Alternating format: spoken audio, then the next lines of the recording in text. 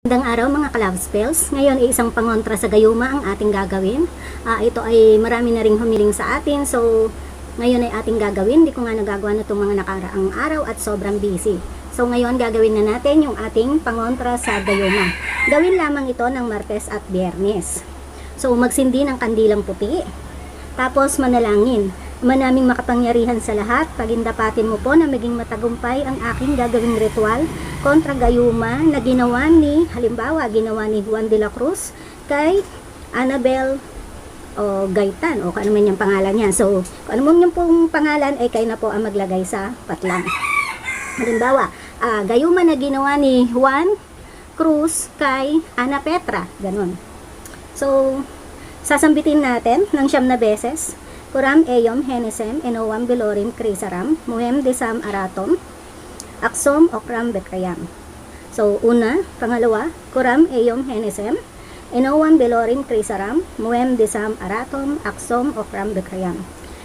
Pangatlo, kuram eyom henesem enowam belorim krisaram muhem desam aratom aksom okram bekrayam. So, 9 na beses, 3 beses lang po yung ginawa ko, pero gawin yung 9. Tapos, isulat sa puting papel ang orasyon. Pulang ballpen ang gamitin nyo. Asehax, atadax, avotax, asaatax, boksato, boksob, perdisyon, ox, efektos, maledictos, hominos. Hawakan ng papel sa kanang kamay, saka sambitin ang sumasampalataya ako sa Diyos Amang makapangyarihan sa lahat na may gawa ng langit at lupa. Sumasampalataya naman ako kay Jesus, Panginoon nating lahat. Tapos, magdasal ng 3 Ama Namin, 3 Aba Ginoong Maria, 3 sumasampalataya, 3 luwalhati. Sambitin ang mga sumusunod.